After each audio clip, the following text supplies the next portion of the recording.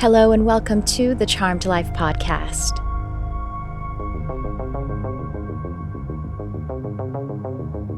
This podcast is all about magic, metaphysics, mysticism, and the unconditional love of the universe, and I am your host. My name is Tricia Carr.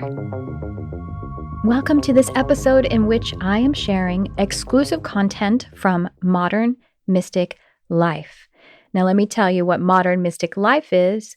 It is my coaching and mentoring portal, which provides monthly live events, weekly exclusive content, inspiration, instruction, and all ways to evolve your life as a mystic who's having a human spiritual experience. I like to say, like having a spiritual mentor right in your pocket. So, like I said, we have monthly events. We have a live workshop every month. We have a live meditation every month. And then the way that I deliver the content about 2 to 4 times per week, you'll get some juicy content that is some kind of teaching or channeling or something like that. And it just comes right to your SMS text messenger, so you don't have to log in anywhere. And it's just really great. And it's only $11.11 a month. Subscribers are receiving segments of the workshop like this to contemplate and then to just utilize to raise their vibration as they proceed in that modern mystic life. So stay tuned. I hope you enjoy. And if you want to join the subscription platform for just $11, check the show notes and enjoy.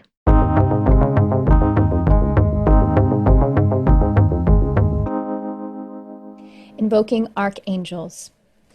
First, let's talk about the first word of this concept, invoking. So to invoke something is really like an invitation, but it's an invitation that is you activating the frequency so that the invitation is almost like it's certain. And if you are someone who's familiar with the law of attraction or anything like that, that's kind of what the law of attraction talks about, is being the frequency and then it will just happen. And so an invocation is to vibrate to or resonate at the energy of having the connection so much so that it is certain. So it's even beyond invitation, but in a general sense, it's like invitation. They tell me that this is really good for us to pay attention to because the word invoke, has been used in magical traditions for a long time. Sorry.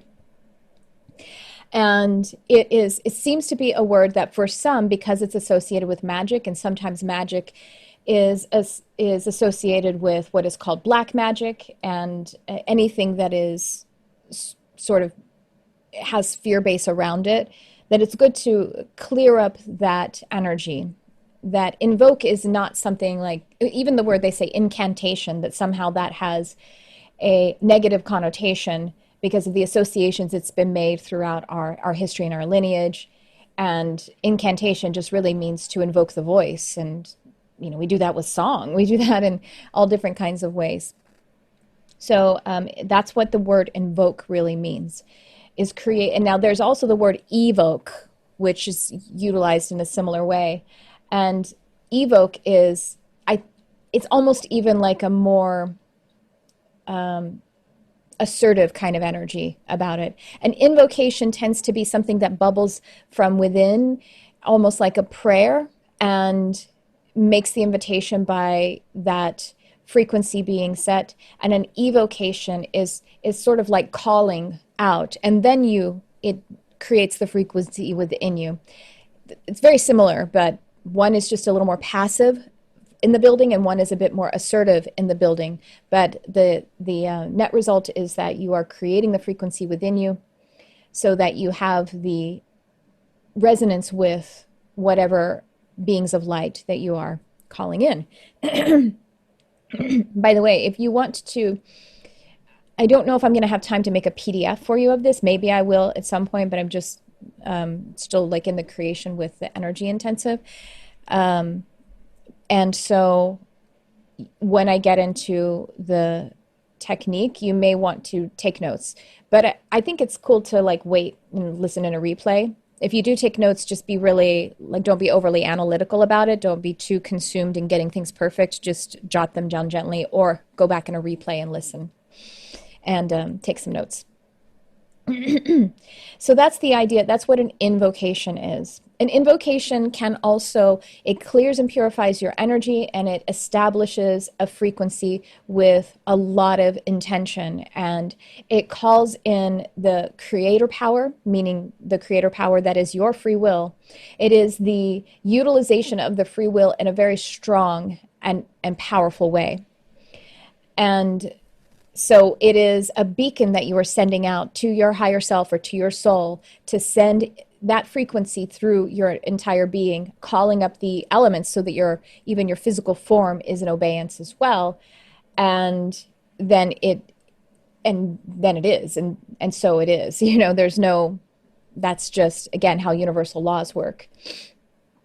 So invocations work really well for humans in a ritualistic sense. Now, sometimes I would say a lot of the times rituals work really well for humans, and sometimes it's great to freestyle it a little bit. Freestyling is also a good tool to have. And a ritual, a pattern of some kind of activity, is the reason we align with that is because it's like a story, and it helps us to focus. It helps us to give the free will something to execute, something to focus on, and to allow the static and all that which is not in alignment with that frequency you're creating. It helps that to just melt away, just to go away. So it's tuning the dial for you.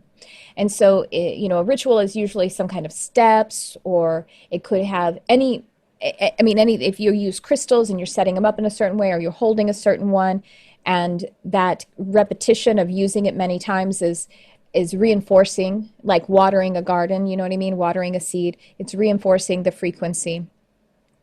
And it could have, a set of words if you're utilizing voice. It could have a visualization. It could actually have body movement, body prayer. Ritual can really be anything that is helping us to focus. But one of the best ways that it makes sense to me is it's like we're telling a story. And the reason that works for us is because basically each of us is a story of the universe, or we're a character in the creation story. And so we are a pattern of energy that's helping us to focus, or we're a pattern of energy that's so that source energy can know itself and see itself and understand a story. Otherwise, source energy being everything is nothing.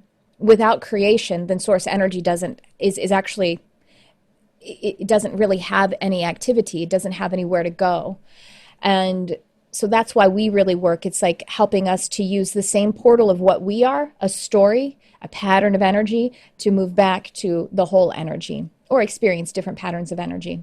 So archangels, the idea of the archangelic energies is that the word, it's not the word, but the root, arch, A-R-C-H, that is the same root. It actually kind of means stamp. It means authority. It means something of authorship. And you think like an archetype. There's a structure, and it's like there's a stamp. There's an authoritative concept that is creating that which flows from it. Architecture. So it's a structure that is, the stamp of that area, that place, and that is creating the structure. It's the structure of the of the space and the activity that would be held within it. So the archangels, this word arch, and I mean not the word, but the root arch, and the idea of it being a stamp or authorship. This is not pointing to. This is something that's a human concept, that when we think of authority, we put it in this hierarchy. And when I mean hierarchy in this sense, I mean like something is more important or better than something else. And it's actually, if anything, the other way around, that the servant is the master. The one who serves is the one who is in the highest position of giving and in receiving.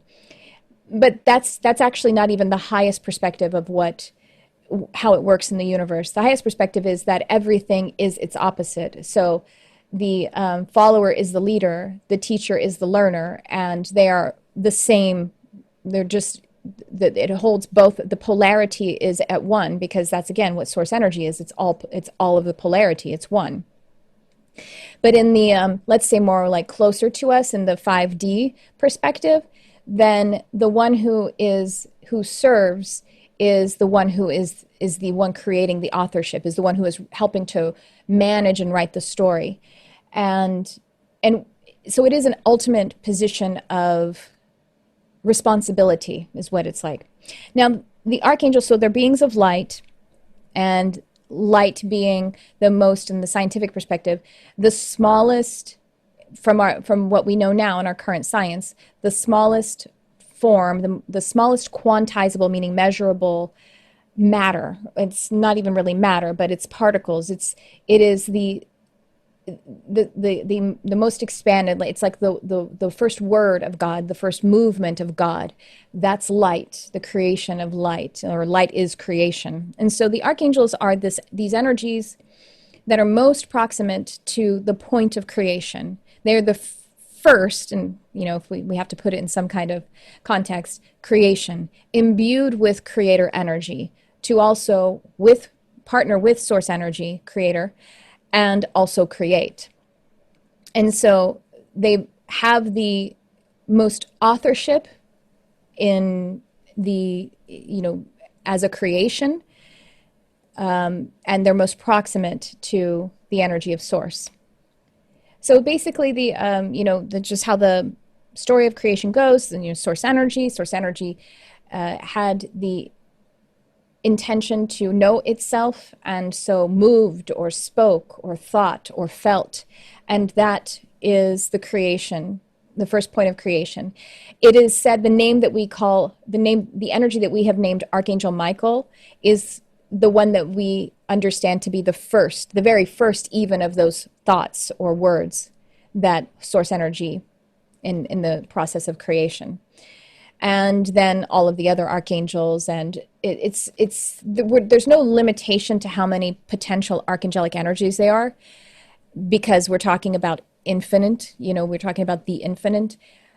It's really just us understanding how to orient from our perspective to these energies. So we were talking about the animals, we were talking about the dragons, and names, physical names, like, I'm Tricia, and that's Michael, and all that. Those are, for this planet, really uniquely human. Our animals who are in our family, they learn our words, and they love their names because it's a connection point, and so they really adore having names, but they don't use names, you know what I mean? Like, nature doesn't use names because it's all about frequency. They connect. It's just the energy. They're all telepathic, telempathic. They're all just energy connecting with energy. And the same with all of the higher frequencies, meaning all of in the spirit realm and energetic realms. So it's these names that it's because we use language and we use physical communication so much. And that's why, so names are really a very human concept. But they're helpful to us because we do use language so much. We use physical communication. They help us to benchmark things and to embody our connection with them. So it's not like it's lesser or lower. It's just the way that we work.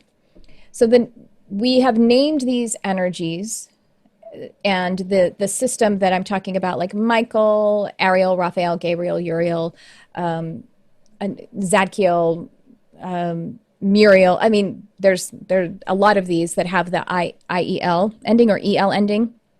That's from the Hebrew mysticism, ancient Hebrew mysticism system. And it's more of the Western perspective of spirituality and ascension. And so I think that probably in the East, the Hindu pantheon of gods and goddesses, they're probably connecting to the same energies. They just have a different perspective, slightly different portal that they're connecting to the same energies. So once again, we're back to the story.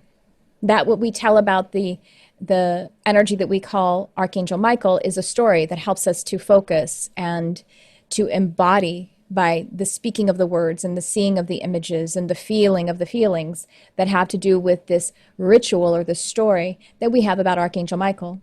and all of it is real, and nothing can be limited to the story either. It's just, they're just signposts to the greater experience. And so the archangels, first creation of source energy, then there were other hosts of angels, basically other parts of each of these angels created. Then the angels, these beings of light, created oversouls, and oversouls are what dispatch multidimensional consciousnesses like humans and also animals, plants, and all of that.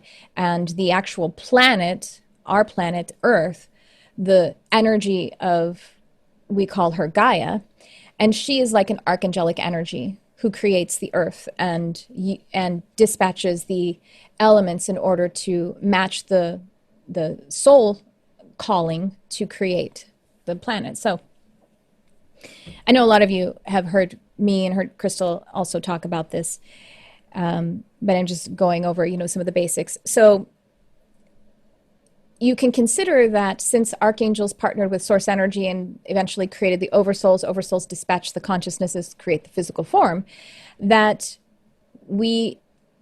at the level of the oversoul, there's a sort of archangel energy that created your oversoul. Like Crystal was saying, it's kind of like a grandfather energy. And what I think is, when I do readings, I'll look at your archangelic connections, but I never assert that this is your archangel, your grandfather archangel, because I don't think that's appropriate even. I think I know it's not appropriate. I believe that is infringing upon free will. Something like as archetypal as that is really something you have to discover on your own. Now, that's from the oversoul level. Then when we get to the creation of the consciousness, the multidimensional consciousness, this almost happens like when the oversoul is dispatching, but not quite yet, there is this pre-birth experience where who is going to be your consciousness, calls together all of the soul family, all of those potential soul contracts that you're going to make, and other, beings to help to be on this council to create this vortex that is going to be your multidimensional consciousness, or the soul vortex. And when I had a regression, it was actually a quantum, what is it called? QHHT, quantum healing hypnosis technique session. And I saw this so this is just the way that I saw it, but, again, you may resonate to it exactly or see something slightly differently.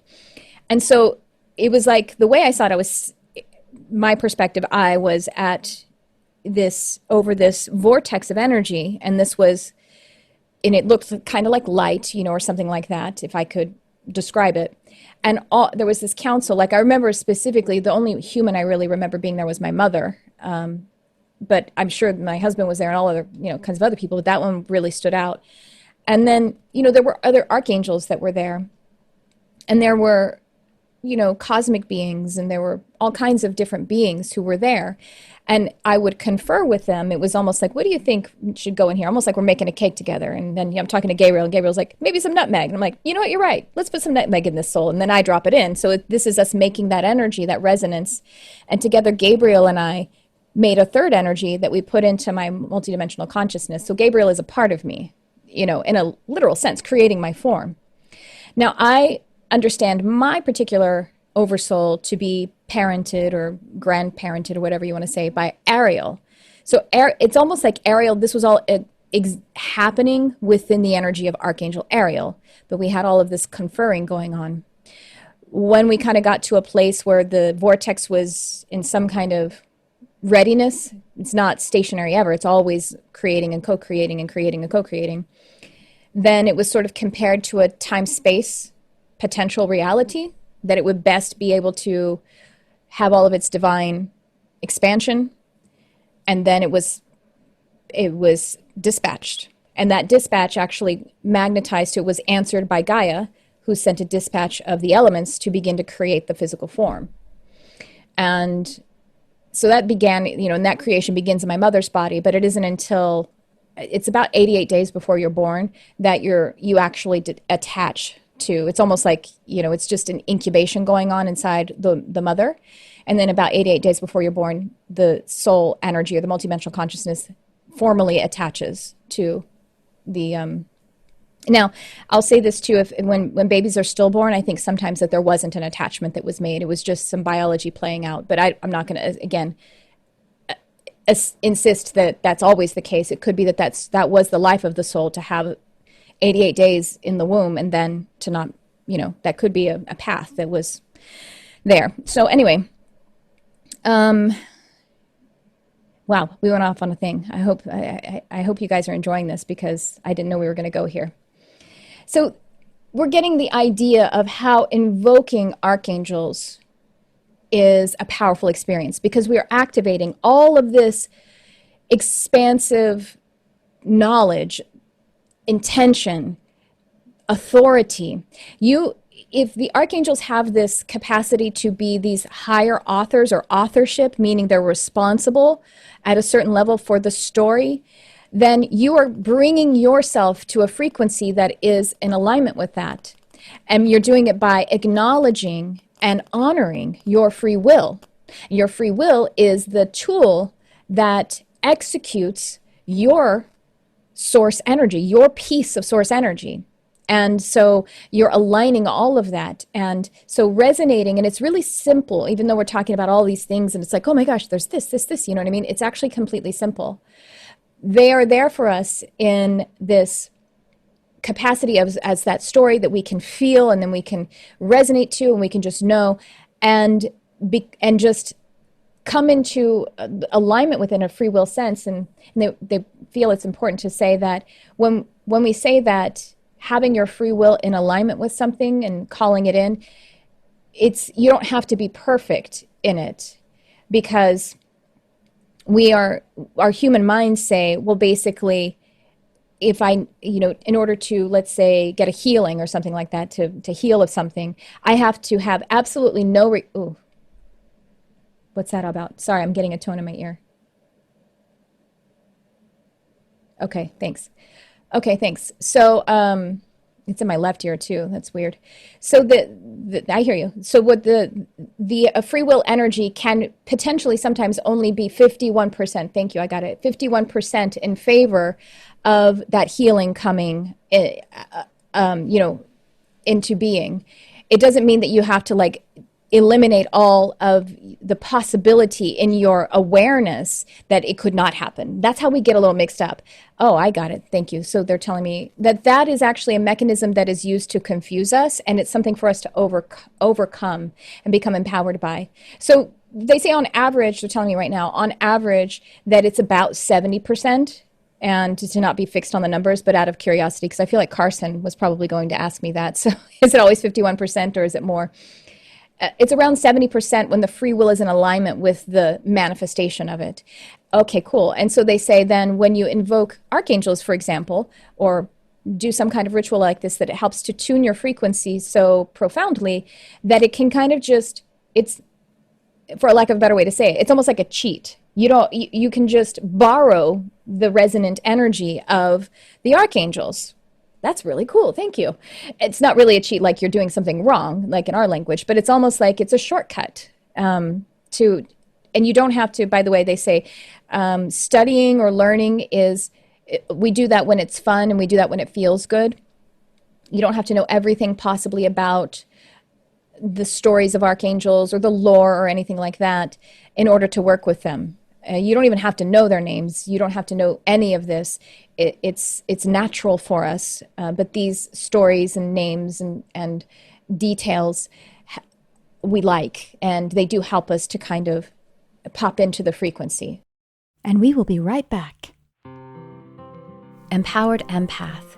This is a program designed for the sensitive soul, for the person with that empathic nature. And by the way, that is a healing ability. However, this is a healing ability that you can't turn off. You cannot turn off your empathic nature because it's more than just a psychic or healing ability. It is also how you are designed. So the Empowered Empath is a powerful program that is also gentle, consists of 4 modules with 8 life-altering lessons, 4 aura tuning meditations, and we have bonus group healing and coaching sessions that are coming up really soon. You definitely want to check the show notes so you can see when those are coming up. You have access to it for a whole year. You'll be able to continue to water the garden of your empathic nature. You'll learn how to feel centered and peaceful as a sensitive person, how to use your gifts as a superpower that they are meant to be, and you'll be receiving attunement and healing and new life strategies to live in the power and purpose of your sensitive nature. It's especially tailored for those who want to turn their empathic and sensory overwhelm into intuitive strength. It is immersive yet very gentle program, and it's suitable for all levels of development. And I especially recommend it for those whose human design body graph reveals that they have an undefined emotional solar plexus. So if you are just ready to turn that sensitive sponging into the thing that we really need right now, we need your sensitive genius shining on this planet to be in the high frequency, high functioning of your sensitive superpower. So join Empowered Empath. You have access to the lessons starting right away. Oh, by the way, it's very affordable and even comes with payment plans. Only $177 for all of this content, and you can make a payment plan of 3 months or 6 months. I made it extremely affordable and accessible because I know what it's like to need the help. So if it's your first time of really healing your empathic nature, or you need to do it another time, this is the program for you. I can't wait to see you there.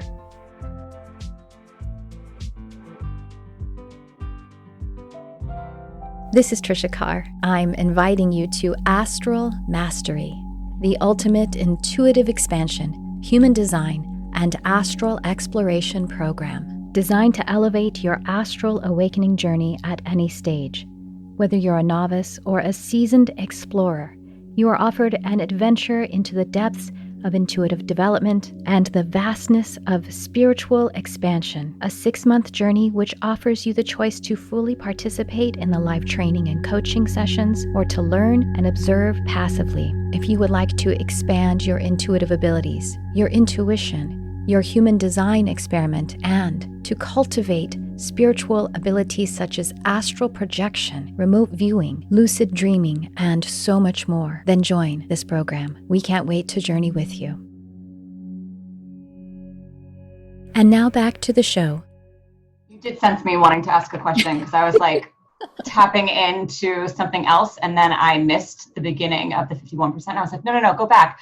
She's talking more, and I was like, no, she hasn't talked about 50% and 70% of what? Sorry, can you just repeat the beginning part? Yeah, sure. Okay, that I'm talking about like how we use our free will to to have a manifestation if it's a healing. But when we're working on a healing, like we think like, oh, but what if it doesn't happen? You know what I mean? Like, oh, it's possible that it doesn't happen. And so the doubt that's there is not the frequency of the healing. And then sometimes they say that's really important. Thank you. I feel it. And we're healing over this. It's really important for us to recognize this because we get in loops then. Humans, we get in loops. We think, oh, if I have any doubt, then there's no point in even trying. But it's not true.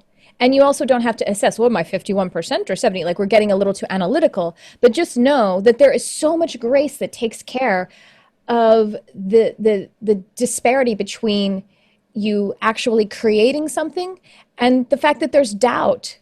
That doubt is okay. That's just being intelligent, and that's a part of your experience. And it's just a favoring of the creation energy or the co-creation energy. And they say if you feel like you are favoring it, sometimes it's only 51%. On average, it's like 70% of the frequency being all the way there, where the doubt is eliminated down to 30% or something like that. That's on average, but the reason that it wouldn't happen is because you actually want to learn more and you want to feel more about it and you want to do more of the story and from a soul perspective. So again, we don't want to be too literal. It doesn't mean that every time something doesn't happen, it's because you were only at 49% of your belief. It's these are just numbers to help us to get an idea of how our creator energy works. I personally really appreciate that they brought that up or said that because doubt, because I'm new to all this, like 6 months in maybe, and doubt is a very strong thing in my life. And I'm like, well, I don't know if I totally, so it's very helpful to hear that I can stop worrying about that. Absolutely. Yes, yes. And so, yeah, that's what they're saying. It's really important for us to not add to the doubt with worry, or not add to, it's like, stop the process because we think there's no point. I'm not good enough. When we say I'm not good enough, or I'm not doing it right, we have separated ourselves. We're no longer a part of the team, basically. That's what I call going rogue. You know, you've got off on your own. You made it all about you. Well, then, yeah, it's not going to happen, of course, because you decided that you're too important. In a way, by thinking that you're not good enough is also saying you're too important. It's a weird little paradox. And not you, I mean me as well. But it's important for us to just, again, they want to stress grace. That grace is here for us. When we think of the glass half full, the glass half empty, that grace is filling up the rest of it. If you are alive right now, grace got you here. I mean, I'm sure all of us could look back at our lives and think, wow, that was risky. Even if it's like, I was walking in downtown LA at midnight by myself. That was a bad idea. I made it. So anyway, they want us to know that if there's a drop of water in the glass at all, grace is filling up the rest of it. And that the grace is just a powerful concept that we tend to forget about. Humans tend to forget about. We are so black and white, so literal, so punishment oriented. And that's how we are in our society. That's how our religions have been, most of them, if not all of them. And so we're in this process of separating our spirituality from our society and from the old tools of religion, of them being harsh. Now, that's not to say that all religions are bad, because I had a lot of profound spiritual development while in religion, and many people do. I'm just saying we all know that that's the punishment model is a part, and the black and white of it. I mean, literally heaven and hell in our Western, Christianity. So, yeah, cool. Any other? Yeah, go ahead. Sure. So I just started working with archangels over the last 8 months. When I was working as a caregiver, I realized I needed more energy and some more help. But I don't know a lot about them. And you mentioned that we don't have to know a lot about them. How do we invoke something we don't know, or if we don't even know who to ask, for? Yeah. Yeah, sure. Well, you can just start with one that you kind of vibe with. The way that I met, you've heard my story about Archangel Ariel, right? Okay, well, I'm going to make the short version of it. I was just kind of getting into angels a little bit and reading a book, and I didn't know anything about them. It was the very beginning of the book, and the author said, you can ask for your guardian angel's name. So I put the book down, and I was like, what's the name of my guardian angel? And I heard Ariel, and it's funny, Carson has a very similar story. I heard Ariel, and I was like, I didn't know that was the name of an angel, even though it should be obvious because of the EL name, but I didn't know that, and I thought it was a dumb name because that's the name of the Little Mermaid. And then I looked it up, and she's an archangel who oversees nature and the natural realm and animals, and it even says, it always says in a little short descriptions of Ariel, and she helps you to communicate with animals. And I had already been started animal communication, so I properly shit my pants because that was crazy. And so, you can let things, you can go different ways about it. So you could just go into a meditation, Alyssa, and say, what archangel wants to work with me? And it could be a name that you know, or like in Carson's case, in my case, a name that you've never known, you haven't heard of. Michael is kind of famous. Michael is, the Catholic Church has a strong, content around Michael. And I think that the being common when you first start to open up to the energies too is because he's so strong, because he is that, again, most proximate to source energy. And so it kind of brings you home by working with Michael, with working with any of the archangels, but maybe because of that idea of being the first born, or whatever you want to call it, maybe that's why. And it also because he's a protector. It's not even exactly the right word, because again, there's nothing to be protected from if you are just one with the all. But it's just like this alignment energy. And so you can really just be cleared of a lot of crap and a lot of static and everything by vibrating to the Michael energy. I think that's probably what we need when we're opening up, kind kind of needing to get out of the muck. So calling the sacred directions, it's, calling the corners is calling the 4 archangels that oversee the 4 elements and the 4 cardinal directions. And we're also calling the overseers of the elements, so we're calling in elementals as well. And so we're calling in both spirit and nature when we're calling in the 4 corners. I like to add the Sandalphon and Metatron on the vertical plane as well. So let's just talk about those archangels. So this is a great place to start too, working with these 4 or actually 6 archangels.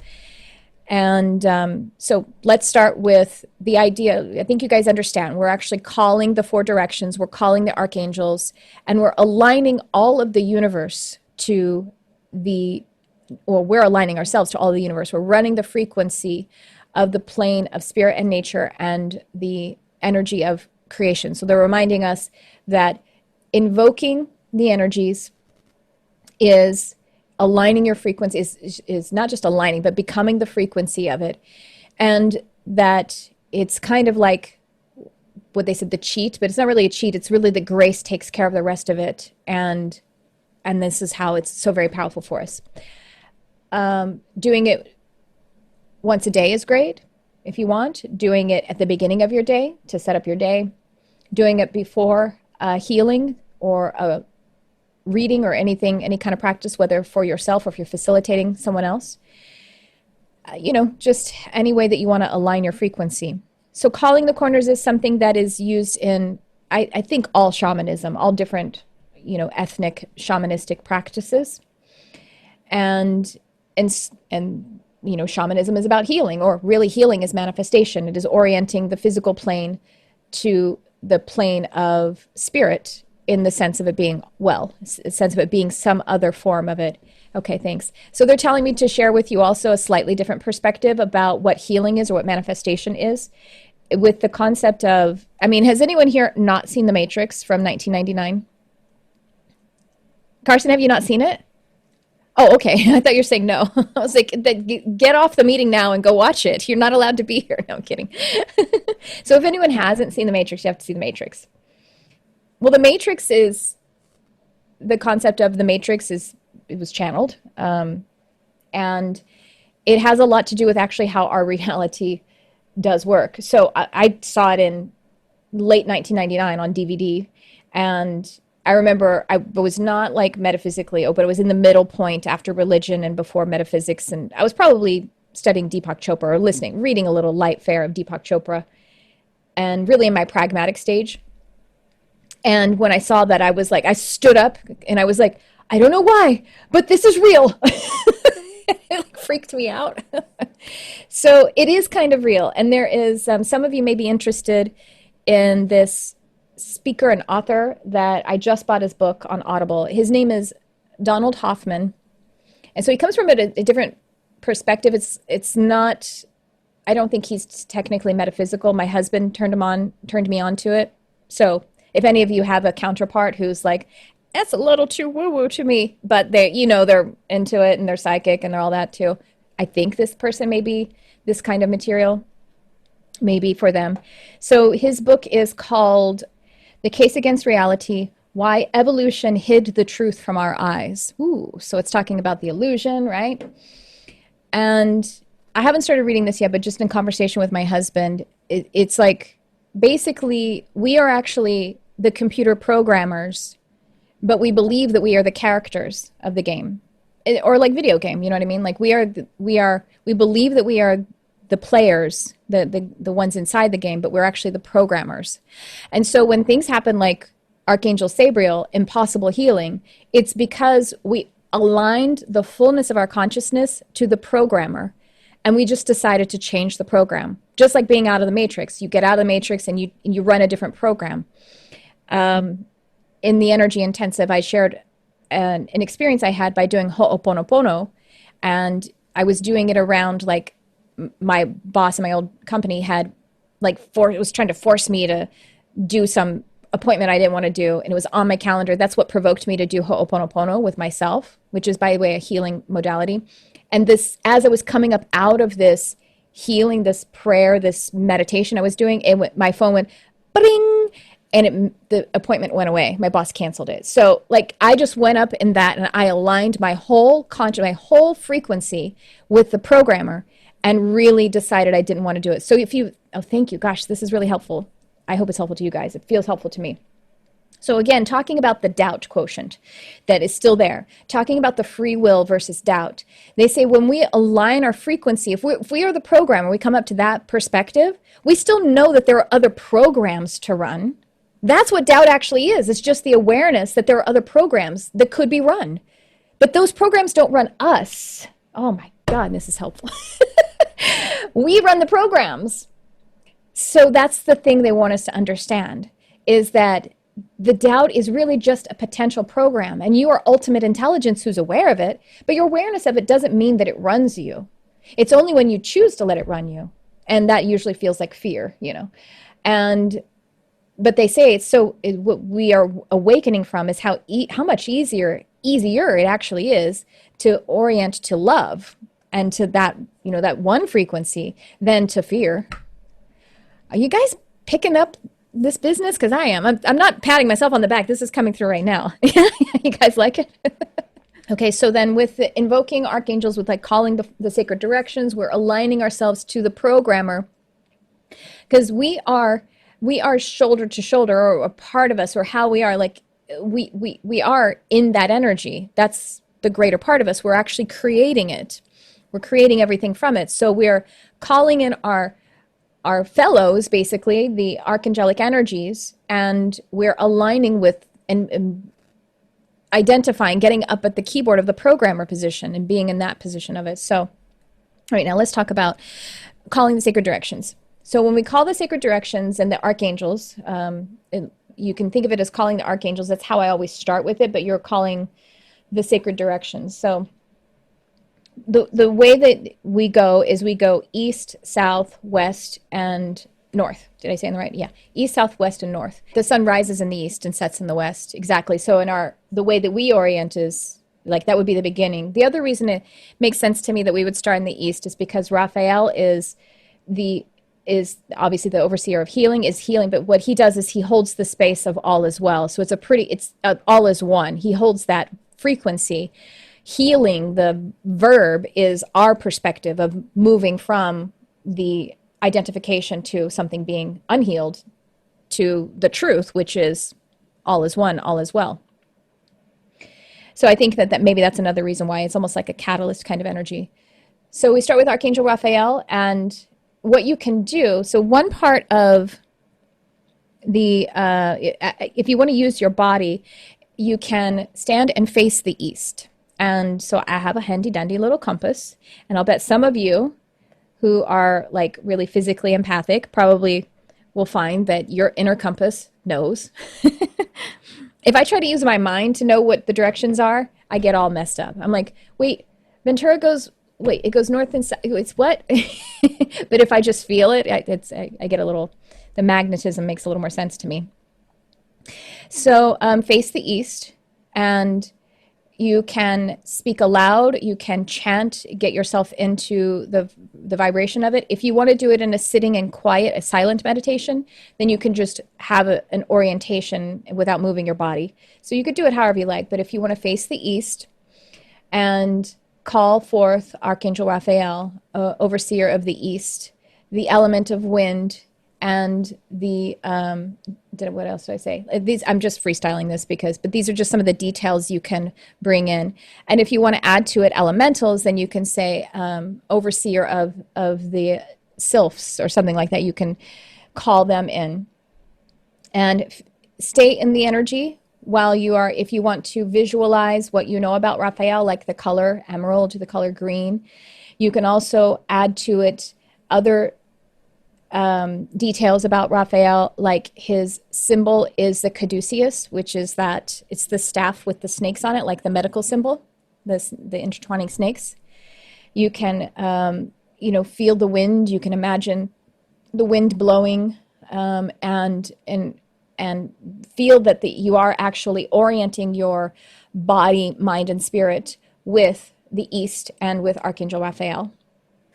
And by the way, like I said, I don't think I can make a PDF for this, but I will send you all, or I'll put in the student portal, the PDF, my Archangel PDF, and it has details like about Raphael and all of that. So you can kind of take down some of that. So then if you want to add to it, this is something in that I'm going to be teaching in the energy intensive, the last part of the LBRP, is you could actually vibrate the name Raphael. And in the LBRP, then we say before me, because you're if you want to either turn or the way that you are facing, you can say in the east, I invoke Raphael.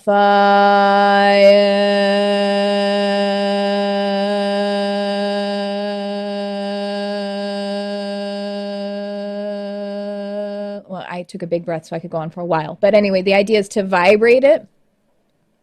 So you usually do it in a deeper, resonant for your, vocal range, so that you can feel it vibrating.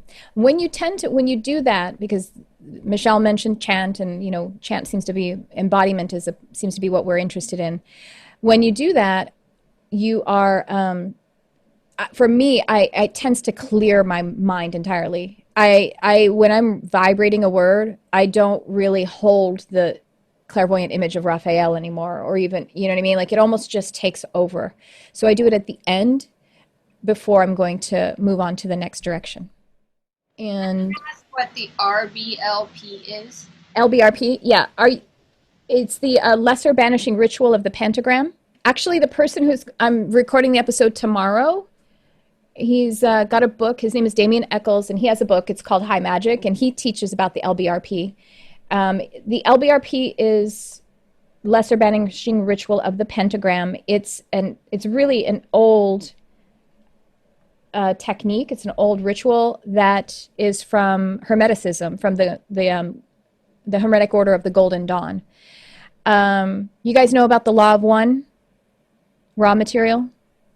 So synchronistically, I started studying the Law of One, and then the LBRP showed up through Damien Eccles' book, and then he's going to come on my show. And then I learned that before that was part of the ritual that they set up for the channeling session with the Law of One, to connect with Ra. And they did the LBRP. All right. So moving on, so we have Raphael in the east, and if you're using your body, you can turn to the south, or if you're just knowing that you're turning to the south, if you're doing it quiet. Then we have Michael. So we would I invoke Archangel Michael. If you want to call to mind or say aloud, overseer of the cardinal direction south, overseer of the element of fire, and calling also the elemental devas of the salamanders. And if you want to visualize or think about Michael's sword, that's his symbol. And of course, the colors of royal blue or purple, whatever you associate with Michael. Some people associate gold with Michael as well. And then if you want to vibrate the name, if you want to vibrate Michael's name, it's best to say it with the 3 syllables, Mikael. Mikael. I'm not doing the whole thing again. So Mikael, or Michael if you want, but Mikael seems to make a little more sense. And then turning to the west. In the west, we have Gabriel the healing angel. Gabriel associated with the color white, associated with the direction of west, overseer of the element of water. And as soon as I think of water, maybe because I am a Pisces, I start thinking of emotion and flow and creativity. And so knowing any and all of that, associated with Gabriel is, his symbol is usually the silver chalice or the chalice. By the way, I'm saying he with Gabriel. That's kind of the default, but I often feel Gabriel is feminine. So I go with Gabrielle when I'm feeling the feminine expression of Gabriel.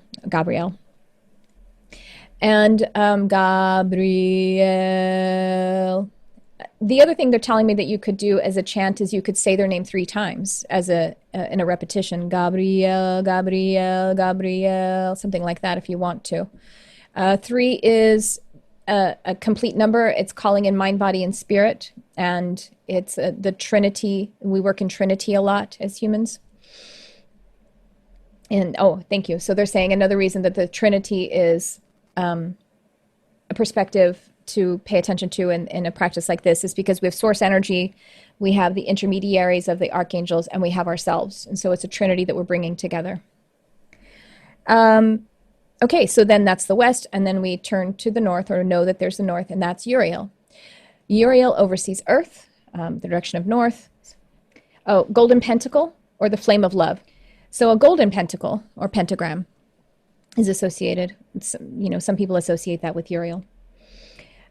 So then Uriel... Because pentacle in tarot is earth, is the earth sign, so that all makes sense.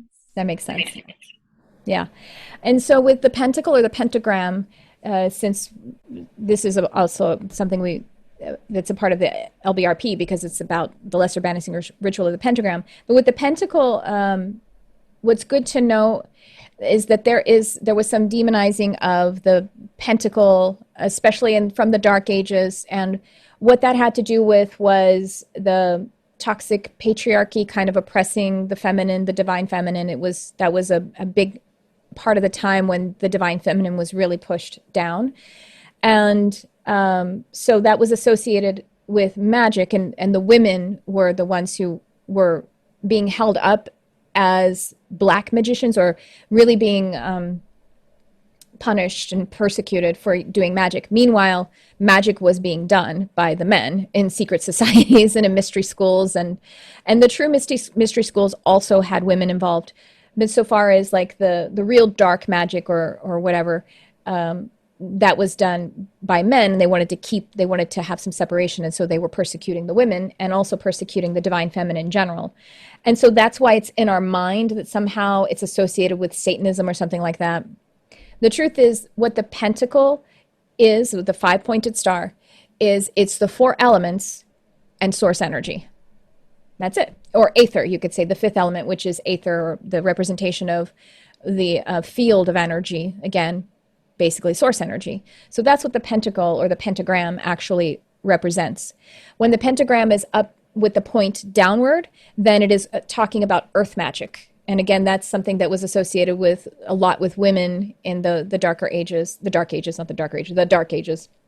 So that's talking about earth magic. What we're doing in this is actually is source energy magic. So that's when it's pointed upward, it's bringing down the source energy. There's nothing wrong with doing earth magic.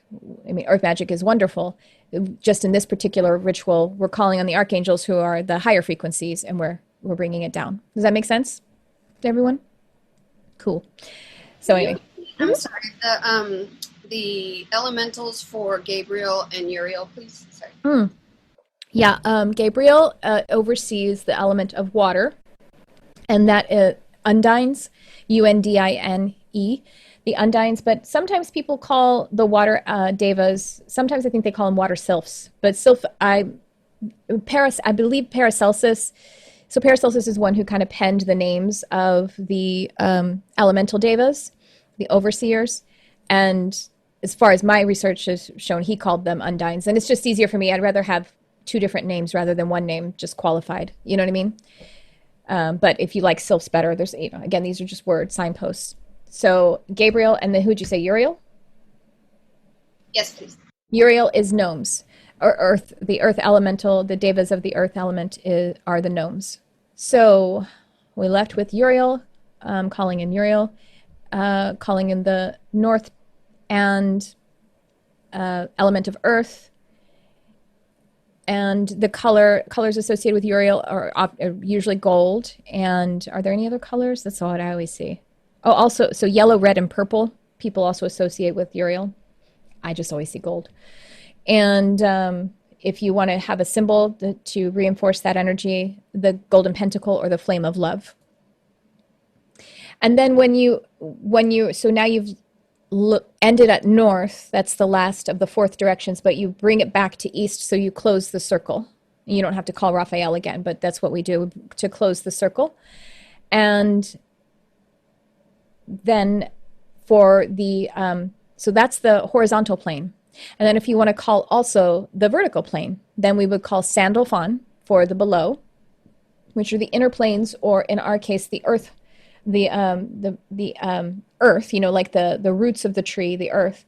And then Metatron in the, above, who is orienting to the central sun of the universe, which is the logos of the universe. Logos being, again, the great author, the word of God, or the word of source energy, the idea of the very beginning spark of creation. So you're like, wait, someone may be like, wait, I thought it was Michael, but it's the energy that's not even Michael yet. It's just the idea of the logos, the central sun of the universe. And then, you can just call in, if you want to think of the associations with those archangels as well. So Sandalphon, the equilateral cross, which is like the Red Cross, just two equal points, that's associated with Sandalphon as a symbol. But I also just always see a tree or feel a tree, because he just reminds me of a tree so much. The colors associated with Sandalphon, mauve and turquoise, are kind of really common to associate with Sandalphon. And again, these are just reinforcements to you feeling and calling in the frequencies yourself. Okay, so the inner planes. And then Metatron, central sun, symbol Metatron's cube or the Merkaba. And colors tend to be like the watermelon-y colors, like green and pink together. That's what is often associated with Metatron. So what you can do is, like I said, you could do it sitting, and you can just call them in, having the feeling, generating the feelings of them, knowing that you're calling in from the cardinal direction, and just, it could be really fast, or you could take a lot of time with it. And just affirming that you are in that programmer position, and that any of the doubt or, those are just programs. And I guess that's what they're saying about the lesser banishing ritual of the pentagram. I tell you what, I'll teach you guys in Mystic Arts Academy lesser banishing ritual of the pentagram after I teach it in the energy intensive too, if you guys want to know it. If you don't, that's fine.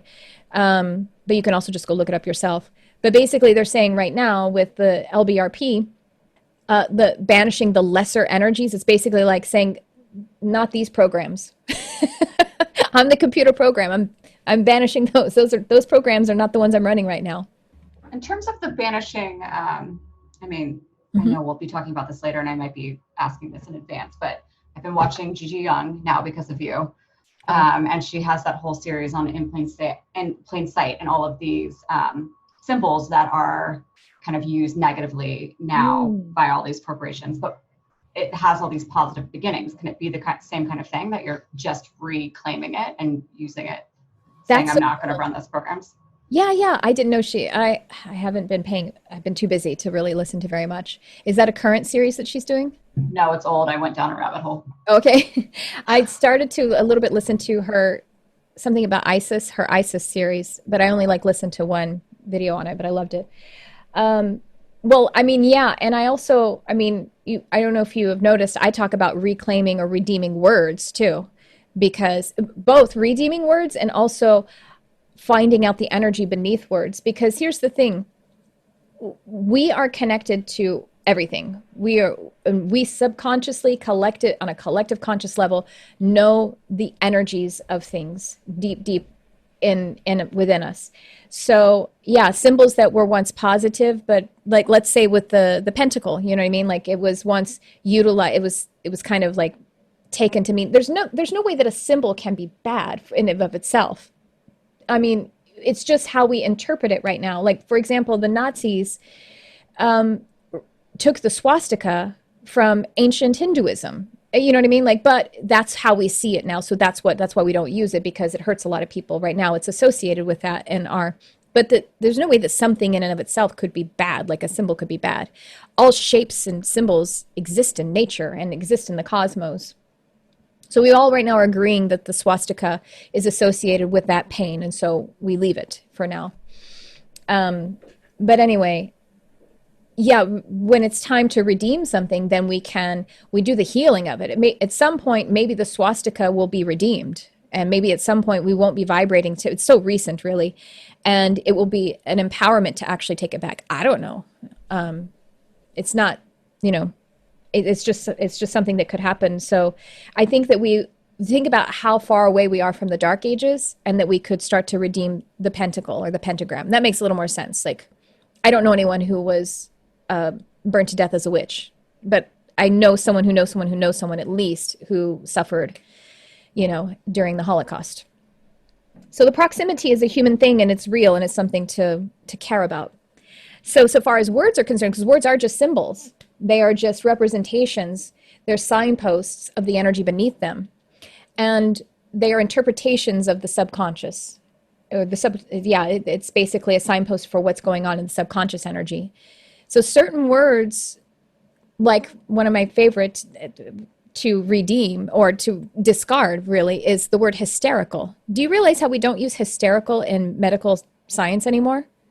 The reason is because it's a very offensive word, actually. Hysterical, hyster. What is it? What else? What other word can you think of that has that root in it? Hysterectomy. Mm-hmm. And that refers to female sex organs, right? The hyster. So when psychologists or scientists or doctors were calling people hysterical, they were saying, you're crazy, like a woman. Yeah. And even they would call it a sorry. Is it Freud? Yeah, I don't love Freud so much. He was a little shady in some ways, even though he's, father of one branch of psychology. But they would use the term hysterical conversions if someone was having some kind of manifestation, a seizure or an event. They were hysterical conversions. And so that's why we don't use that word in science, or no one should really use it, and we should kind of get rid of it, or there's no way to redeem that one because it's offensive, I think. But then there are other words that if you look at the root of them, or even if you break it down, then you can kind of see that there is another message inside of it. It depends on how it's used. And this is why it's important for us to also really try to purify how we speak, because we do a lot of things that are tics that are us trying to be polite, like saying I'm sorry, or I mean if that makes sense, and different things that we say to discount, to soften what we said. Now the intention is we want to be kind, that's the good intention, but what we're actually doing is stopping the flow of energy because of the mistrust or distrust, or not being able to really speak our truth and be transparent. I'm gone on a whole thing. Carson, you got me started. I forgot what you said. So Gigi was talking about symbols. Yeah. Did you actually ask a question? Or? Yeah, you answered it right away. And then we learned more. I loved it. All right. No, Pamela's still rocking the Arcturian ray. Yeah, can she talk about what that is? Because when you were doing Raphael, it started going crazy, vibrating. So I'm just curious what it is. It's just I'm right near a window, so it's just, there's a tree out there, so it's probably the wind blowing blocking the light every once in a while. So it's just the sun shining on my camera, but I don't want to move it because I kind of like it. Yeah, it's pretty. Yeah, that's cool. There's this one video I have on my YouTube channel. It's really old. I was shooting a video like an introduction for this course I did on telepathy, and this blue orb, this huge blue orb, just showed up on the camera, and I actually was in the video going, look at this. It's really cool. So we just learned in the energy intensive about the rays, and we actually talked about it in Mystic Arts Academy a little bit when we did the Ascended Masters class a couple of, I don't know if it was the last one or the time before last. And so that is a refraction, or it's a fractalized part of light. And it's got the violet and indigo. And so that's a part of white, which is the one which is all colors. And Michael is associated with the blue, with this ray, with the blue and the purple. I do just want to say something for a second. When I do Archangel, I don't know exactly what I'd call it. I just do a prayer, I guess. on a daily basis. And right when we started, I did say that, I just wanted to acknowledge that I did say like an archangel prayer before, when we got started.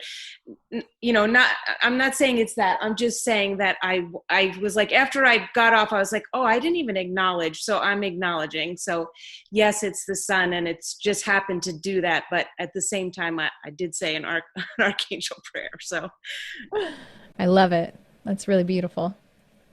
And the Archangel Prayer, is it something that you just freestyled, or is it something that is a ritual that you know or have written yourself? Well, it's something that I learned from a healer friend of mine. She used it for me. She's part of her study is Kabbalistic, and it's from her Kabbalistic study. And so the first time that she told me about it, I was like, oh, I'm going to use that every day, because it feels really good. And so I would say I use that on a daily basis, and especially if I'm working with someone, but even if I'm not, I love the energy. So, That's amazing. So it's a Kabbalistic archangel prayer? Yes, it's just where when she's starting a Kabbalistic type healing, Mm-hmm. she asks for Archangel Michael to show up on the right, and then sometimes she'll say for protection or whatever. Mm-hmm. But sometimes she'll just say Archangel Michael on the right, Archangel Gabriel on the left, please, Archangel Uriel in front, Archangel Raphael in to our back. Mighty Metatron above, and Divine Mother below, and sometimes Shekinah, depending on probably who she's working with and if they would recognize that word.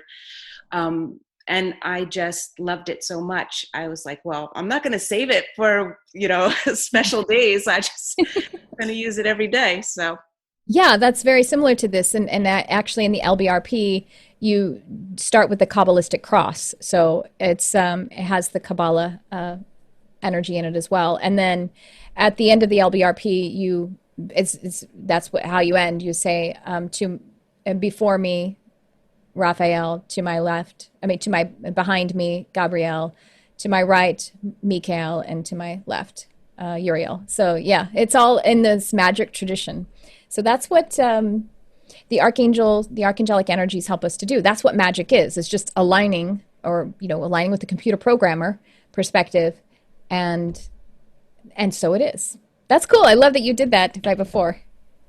That sounds like, and it's, again, that's like basically like calling the directions. And so you can write your own. And actually they're saying that some of us might actually like to write out even a very short sentence that we could use to, for each. And we can use that as the ritual. And you can either say it aloud, and they say while you're learning something, there's nothing wrong if you can be in the energy and even read it. If you want to use your voice and speak it aloud, you could say it silently within, but if you want to use your voice and speak it aloud, then you can get some of that benefit of the embodiment too. But however you want to do it. So if you want to, take some of this information and create one simple line and make your own Kabbalistic archangelic prayer. There's value in both, like I say, in the ritual, and there's value in freestyling as well. Both have a lot of, can really help to shift the energy and help you to align.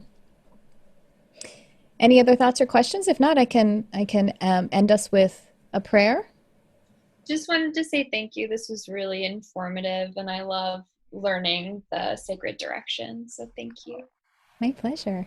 Well, I love you guys so much. So I'll close out with a prayer. And you know what? We will close out with invoking the archangels as we move on our day. A few breaths. Bringing in divine energy. Joining hearts.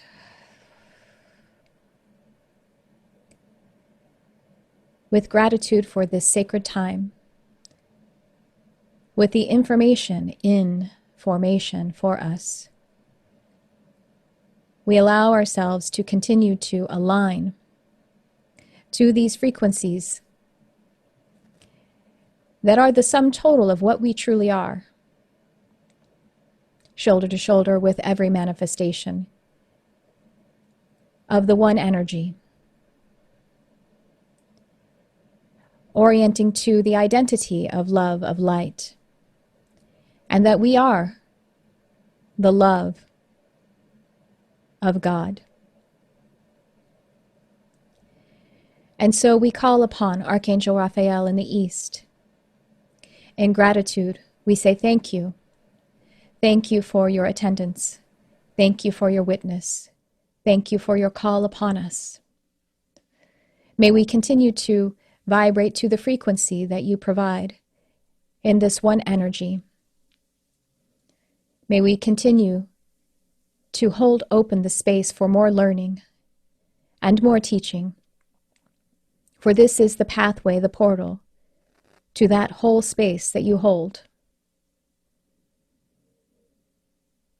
And to Archangel Michael, the firstborn energy of Source, thanking you for your protection, thanking you for aligning us with the pure frequency of one energy. And we thank you for holding the cardinal direction of south on our horizontal plane. May we continue to feel the love that you represent as the one energy. May we continue to know that you are attending us and you are witnessing us. We accept the empowerment that you show us. We affirm that we are the empowerment of Source energy. And turning to Gabriel in the West, overseeing the element of water, creativity, flow, purity, acknowledging that clarity that you bring. May we ever be able to express our authenticity. May we be transparent like white. May we vibrate to the one energy and experience the joy of being that expression of the one energy. Gratitude and appreciation for your attendance, for your witness, and for imbuing us with your power, the power that you represent of Source energy. And we affirm that we are this power as well. And turning to Archangel Uriel in the north, manifestation, transmutation, alchemy. We affirm the teach learning that you present to us, that we are the great alchemists. We are the manifestation, we are the creation in motion. And as well, we are the co-creators.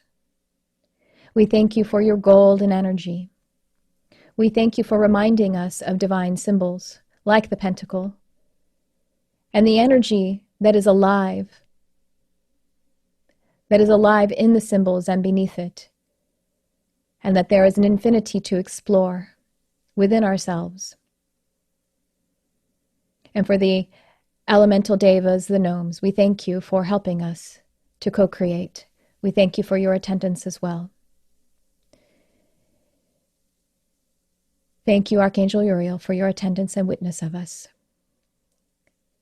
And closing the circle, and recognizing that we have the Archangel Sandalphon also attending to us in the inner planes, reminding us that we are grounded and we are ascended, holding the space of transcendence. And we thank you for the joy that you bring on song, on prayer, the joy that you bring on being a transcended and ascending being. And to Metatron, Archangel Metatron, with the central sun, with the logos of the universe, awakening us, helping us to remind and remember the whole truth of what and who we truly are. We thank you for your awakening. We thank you for your leading, your guiding. And we thank you for activating within us the guiding and the leading that we are. We affirm that we are also leaders in the one energy. We affirm this task humbly. We take it on for ourselves and for our brothers and sisters. And thank you for your witness. Thank you for your attendance. And acknowledging and thanking with profound gratitude the container of grace that is here, and all of the other archangels who are in attendance, and any other manifestations of the one light that help us to remember to ourselves who it is that we truly are. We thank you, Lakshmi. We thank you, Sabriel. We thank you, Muriel. We thank you, Uriel. We thank you, Ariel. We thank you, Shekinah. Any and all who were mentioned or not mentioned. We feel you in our hearts, and we allow our hearts to magnetize to ourselves, to our true being, that which you remind us of, the co-creation that is our soul energy. And to each and every one who are here on this meeting, in this now, or in any unfolding now of time-space reality. And we affirm the lesson that we learned today, that we are the programmers, and the programs are subject to us. We play them, and we are here to play, explore, and to love one another as we are loved. And closing this sacred space, but allowing the downloads to continue, we say, Amen, and so it is. That's what I have for you in this episode. Be sure to check the show notes for all of the cool things that are going on at this time and how we could work more closely together, and also how you could support the Charmed Life podcast. Thanks for tuning in. I love you, whoever you are.